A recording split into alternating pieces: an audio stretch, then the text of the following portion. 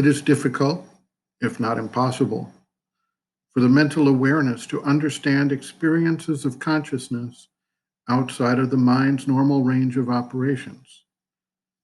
Just as we now recognize that our visual perceptions are framed within a range, and that other beings can actually see things we cannot see, such as bees seeing UV light emissions, and we recognize that our auditory perceptions are framed within a range, and other beings can hear things outside that range, such as dogs hearing high-pitched sounds inaudible to us, so also the mind is able to comprehend and respond to stimuli and act within a fixed narrow range, and there are ranges both below and above that in which our mind operates.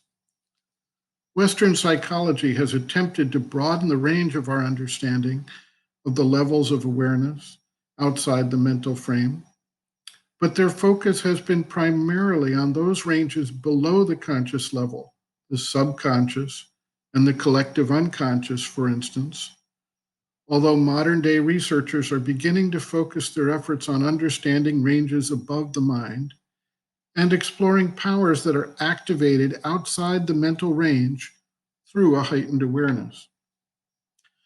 The Vedic rishis understood that there were ranges of consciousness above the mental range.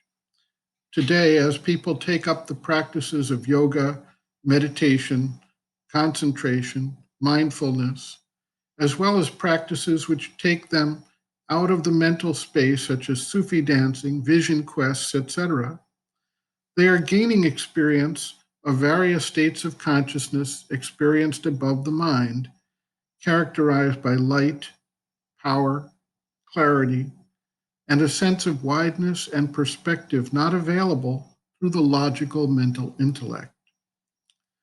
Due to a certain amount of vagueness and confusion when the seeker experiences these higher realms, there has not been, until now, any defined view of what these planes or stages of consciousness beyond the mind are and how they can be understood. It is in this arena that the work of Sri Aurobindo stands out, as he has mapped and described the ladder of consciousness above the mind. Sri Aurobindo notes, quote, "The self governs the diversity of its creation by its unity on all the planes from the higher mind upwards, on which the realization of the one is the natural basis of consciousness. But as one goes upward, the view changes, the power of consciousness changes.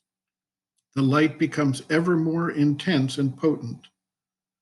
Although the static realization of infinity and eternity and the timeless one remain the same, the vision of the workings of the one becomes ever wider and is attended with a greater instrumentality of force and a more comprehensive grasp of what has to be known and done. All possible forms and constructions of things become more and more visible, put in their proper place, utilizable. Moreover, what is thought knowledge in the higher mind becomes illumination in the illumined mind and direct intimate vision in the intuition. But the intuition sees in flashes and combines through a constant play of light, through revelations, inspirations, intuitions, swift discriminations. The overmind sees calmly, steadily, in great masses and large extensions of space and time and relation, globally. It creates and acts in the same way.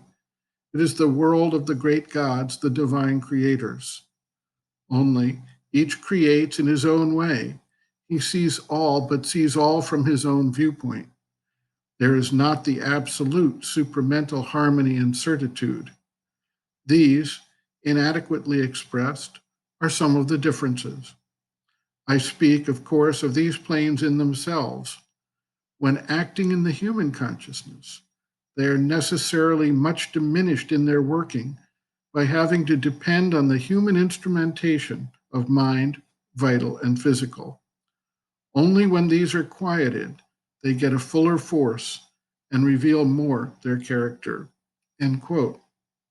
Reference, Sri Aurobindo, Integral Yoga, Sri Aurobindo's Teaching and Method of Practice, Planes of Consciousness and Parts of the Being, pages 62 to 65.